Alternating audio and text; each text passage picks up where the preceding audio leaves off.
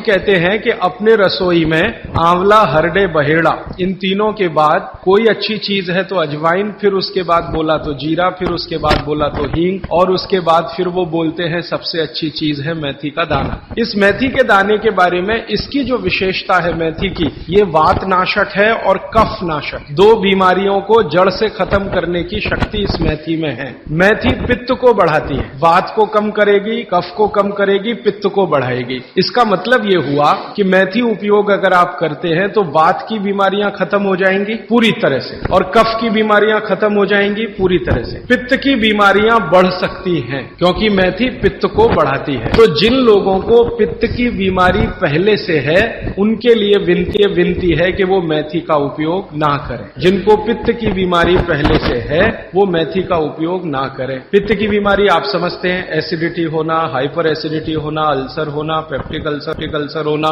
मुंह में पानी आना, खाने का हजम नहीं होना, खाना खाने के 2-3 घंटे बाद भी खाने का टेस्ट मुंह में रहना, डकारे आना वगैरह वगैरह, हिचकी आना, ये ज्यादातर पित्त से जुड़ी हुई बीमारियां। तो मेथी के लिए बागभट्ट जी कहते हैं कि पित्त के रोगी छोड़कर वात और कफ के रोगी इसको भरपूर मात्रा में ले सकते हैं। अब वात की बीमारियां अगर आपकी हैं, घुटने दुखना, कमर दुखना, कंधे दुखना, जोड़ों का दर्द, मेथी का उपयोग जरूर करें। अब आप पूछेंगे जी मेथी का उपयोग करने का तरीका बहुत सरल बताया बागभट्ट जी ने कि रात को 1 गिलास गुनगुने पानी में या गर्म पानी में 1 चम्मच मेथी दाना डाल दें, रात भर उसको रखें, सुबह उठकर मेथी दाने को चबा चबा के खाएं। चबा चबा के खाने का महत्व तो बहुत है। कई लोग मेथी की फंकी लेते हैं, पिसा हुआ मेथी होता है ना, उसकी फंकी लेते हैं, लेकिन फंकी का महत्व तो इतना नहीं है जितना चबाकर खाए हुए मेथी का है। क्यों? कारण उसका यह है कि जैसे ही मेथी आप चबाते हैं लार बनना बहुत तेजी से शुरू होती है, क्योंकि मेथी का जो स्वाद है ना वो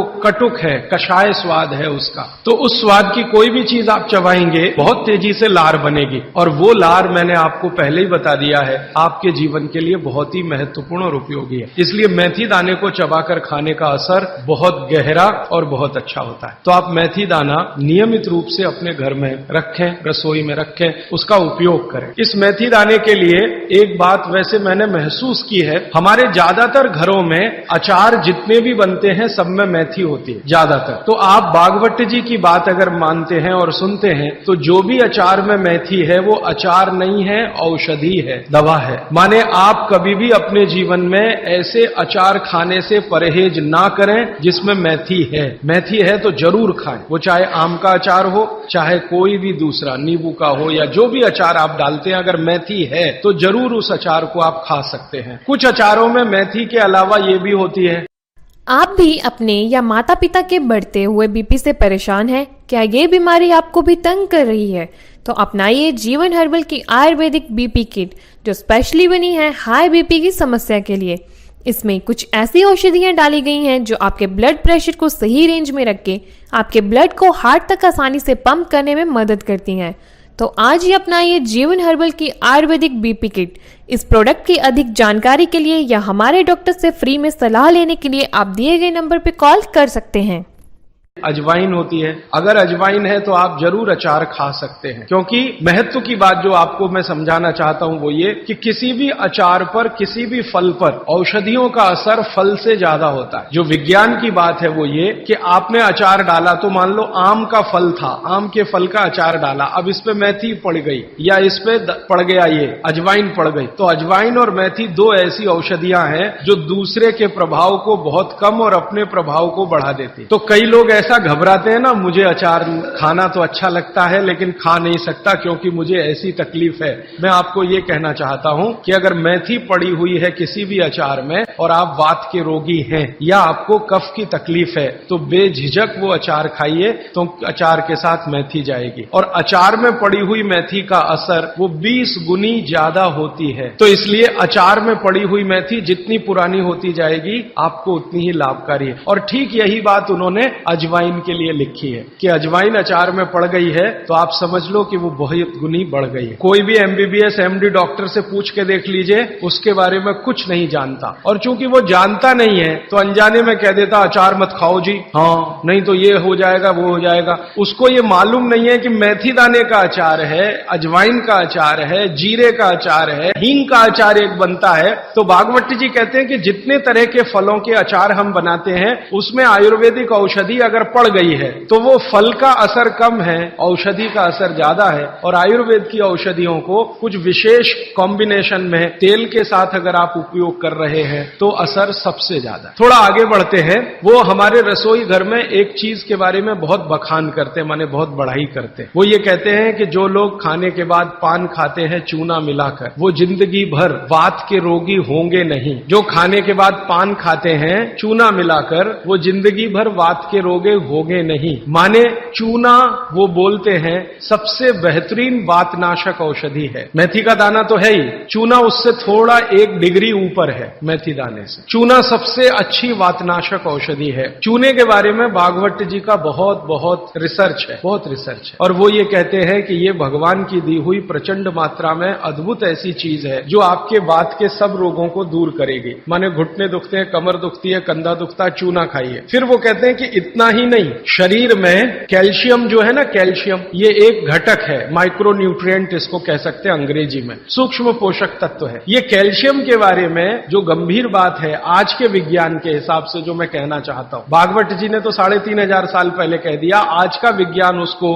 प्रूव कर रहा है, कंफर्म कर रहा है। वो ये कि कैल्शियम की कमी अगर शरीर को है तो आपको 20 नहीं 85 बीमारियां आएंगी। कैल्शियम की कमी अगर है शरीर को तो 85 बीमारियां आएंगी। क्या क्या आ सकता है? हर तरह का दर्द आपको होगा, हर तरह का, मांसपेशियों का दर्द, हड्डियों का दर्द, सब तरह का। हड्डियों की जितनी विकृतियां हैं वो सब कैल्शियम की कमी से आएंगे। हड्डियों के जितने रोग हैं वो सब कैल्शियम की कमी से आएंगे। फिर वो कहते हैं कि रक्त के बहुत सारे रोग कैल्शियम की कमी से आते हैं, रक्त के रोग, खून की बीमारी। फिर वो कहते हैं कि बहुत सारे कफ के रोग कैल्शियम की कमी से आते हैं। तो कैल्शियम कम नहीं होने देना चाहिए। जो विज्ञान आज का कहता है, आधुनिक विज्ञान ये कहता है कि कैल्शियम वो माइक्रो न्यूट्रिएंट है, वो सूक्ष्म पोषक तत्व है जिसके शरीर में रहने पर ही दूसरे सूक्ष्म पोषक तत्व उपयोगी होते हैं। ये 12-15 साल का रिसर्च है, एक वाक्य में मैंने खत्म कर दिया। कैल्शियम की उपस्थिति में ही बाकी सभी सूक्ष्म पोषक तत्व उपयोगी होते हैं। इसका मतलब यह है कि अगर आपको शरीर में विटामिन सी का असर देखना है तो कैल्शियम चाहिए, विटामिन ए का असर देखना है तो कैल्शियम चाहिए, विटामिन बी का असर देखना है तो कैल्शियम चाहिए, अगर विटामिन डी का असर देखना है तो भी कैल्शियम चाहिए, विटामिन के का असर देखना है तो भी कैल्शियम चाहिए, प्रोटीन अच्छे से आपके शरीर को काम में आए तो कैल्शियम चाहिए, कार्बोहाइड्रेट्स ठीक से आपके शरीर को मदद करे तो कैल्शियम चाहिए, फैट्स आपके शरीर में डिसॉल्व होते रहें और जहां जरूरत है वहां लुब्रिकेशन में मदद करते रहें तो कैल्शियम चाहिए। माने समझ लीजिए कि कैल्शियम अगर नहीं है तो शरीर में सब कुछ बीमारियां आने ही वाली है। इसलिए कैल्शियम की उपलब्धता शरीर को होनी ही चाहिए। अब इसके बारे में भागवत जी कह रहे हैं, आधुनिक विज्ञान ने अभी प्रूव किया, भागवत जी पहले ही कह गए कि हमारे शरीर की 40 वर्ष की उम्र तक, 40 से 45 वर्ष की उम्र तक जो कुछ भी हम खा रहे हैं इसी में से हमको कैल्शियम मिलता रहता है। सबसे ज्यादा कैल्शियम आप जानते हैं दूध में है, दूध, फिर दूध के बाद दही, दही के बाद मठा, मट्ठे के बाद मक्खन, मक्खन के बाद घी, इन सब में भरपूर कैल्शियम। फिर आपने खाया संतरा, मौसम्मी, नारंगी, अंगूर, द्राक्ष, जो भी खट्टे फल, आम वगैरह वगैरह, सब में कैल्शियम भरपूर मात्रा में है। फिर सबसे ज्यादा कैल्शियम फलों में माना जाता केले में है। केला भरपूर खाना चाहिए क्योंकि कैल्शियम का सबसे बड़ा भंडार है और आसानी से हजम होता है। तो ऐसे जो फल हैं इनका जो कैल्शियम है ये 40-45 साल तक हमें आसानी से मिलता रहता है, क्योंकि शरीर की जो बायोकेमिस्ट्री है 40-45 साल तक एकदम दुरुस्त और तंदुरुस्त रहती है। जठर अग्नि भी तीव्र रहती है, बाकी सब फंक्शन ठीक है। लेकिन जैसे ही 45 की उम्र खत्म होती है, माताओं को ये बात विशेष रूप से कह रहा हूं, बहनों को, माताओं को, जैसे ही आपकी 45 की उम्र पूरी होती है और आपका मेंसेस साइकिल बंद होता है, मासिक धर्म आपका बंद होता है, उसी समय आपको कैल्शियम हजम होना कम होना शुरू होता है। आप कितना भी ये सब चीजें खाएं, केला भी खाएं, ये भी खाएं, लेकिन कैल्शियम उतना पूर्ति नहीं करता, क्योंकि कैल्शियम को शरीर में डाइजेस्ट कराने वाला जो हार्मोन है वो तभी तभी तक आपको है जब तक आपकी मासिक चक्र की शुरुआत है। मासिक चक्र बंद होते ही ये हार्मोन कम होता है। आप जानते हैं कई हार्मोन्स कम हो जाते हैं, तो कैल्शियम डाइजेस्ट होना बहुत मुश्किल होता है। तब आपको जरूरत पड़ती है कि बाहर से कैल्शियम लें। इसलिए सब माताएं इस बात को ध्यान दें और इसको गांठ बांध लें कि 45 की उम्र होते ही चूना खाएं, क्योंकि अतिरिक्त बाहर से कैल्शियम उसी से मिलेगा। चूना जरूर खाएं आप सबके लिए, और आपको भी है चूना खाएं। अगर आपको भी बैठने उठने में परेशानी होती है और आप भी जोड़ों के दर्द से परेशान हैं, तरह तरह की दवाइयां खा के थक चुके हैं, तो अब समय आ गया है इस दर्द को बाय बाय बोलने का। जीवन हर्बल लेके आया है आपके लिए स्पेशल जॉइंट पेन किट, जो आयुर्वेदिक जड़ी बूटियों के मिश्रण से तैयार किया गया है, जो आपके जोड़ों के दर्द, सूजन, अकड़न से आपको राहत देगा। ये प्रोडक्ट एकदम नेचुरल है, जिसका कोई साइड इफेक्ट नहीं है। इस प्रोडक्ट से रिलेटेड किसी भी तरह की जानकारी या हमारे डॉक्टर से फ्री में सलाह लेने के लिए आप दिए गए नंबर पर कॉल कर सकते हैं। क्योंकि आपकी उम्र भी 45 की जब पूरी होगी तो ये जो कैल्शियम है वो आपके लिए पर्याप्त नहीं है, जो फलों से और सब्जियों से आ रहा है, कुछ अतिरिक्त चाहिए। और चूंकि बाकी सब माइक्रो न्यूट्रिएंट्स कैल्शियम की उपस्थिति में ही काम आएंगे, इसलिए इस पर ध्यान दीजिए। तो शायद इसलिए इस देश में एक परंपरा विकसित हुई है पान खाने की। ये पान खाने की परंपरा बहुत वैज्ञानिक है, बहुत ही वैज्ञानिक। जिसने भी शुरू की वो बाघभट्ट का पक्का चेला रहा होगा, बहुत समझकर उसने ये शुरू की। और ये अद्भुत है। अद्भुत मैं इसलिए कह रहा हूं कि भारत की सब जातियों में उत्तर से दक्षिण, पूरब से पश्चिम ये परंपरा है। कहीं भी चले जाओ, आप सिक्किम में चले जाओ, अरुणाचल में चले जाओ, वो भी पान खाते हैं। और आप धुर दक्षिण में आ जाओ तो यहां भी है, उत्तर में चले जाओ, कहीं भी चले जाओ, तो ये पान खाना भारतीय सभ्यता का एक बहुत महत्वपूर्ण अंग है, जो स्वास्थ्य से जुड़ा हुआ है। बस ध्यान इतना ही रखिए कि पान जो है चूने का ही खाना है। पान जो है चूने का ही खाना है। पान कभी भी कथे वाला ना खाएं, क्योंकि कथा आपके लिए उतना उपयोगी नहीं है। कथा स्वाद के लिए आप उपयोग करते हैं, चूना औषधि के लिए उपयोग करते हैं।